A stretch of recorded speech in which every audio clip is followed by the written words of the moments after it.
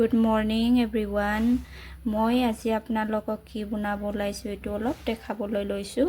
এটো হল কঁঠালৰ গুটি আৰু কি আছে এটো দালি আৰু মুগ দালি মসুৰ দালি দুটাও মিক্স কৰিছে।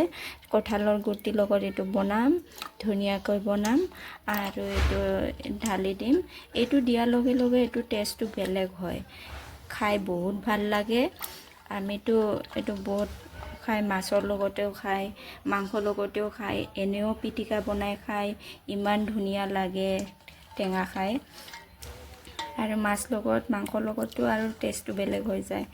এনেকৈ আমি খাই কোকৰাঝাৰতো ক'ব নালাগে, হাৰ হোটেল এটো বস্তুৱে পাব।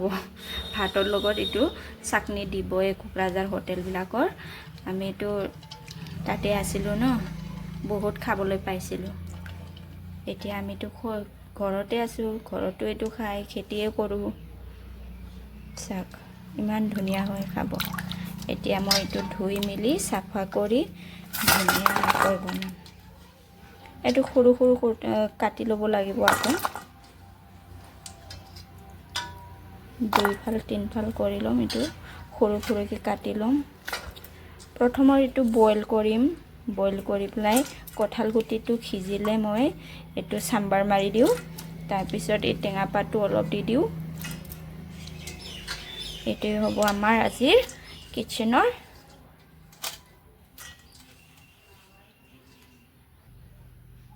এইটোই হ'ব আমাৰ আজিৰ সবজি।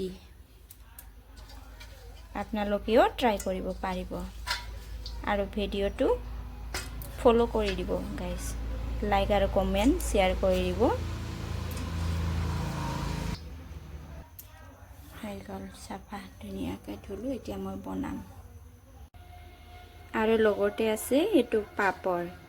এতিয়া মই পাপৰটো আগতে ভাজি থলে। এতিয়া এটো মই প্লাষ্টিকত ভৰাই থব লাগিব, নহলে ড্যামেজ হৈ যাব। কাৰণ আধা ঘন্টা পিছতহে সবজিটো হ'ব আৰু 45 মিনিট মান পিছতহে খোৱা দোৱাটো হ'ব।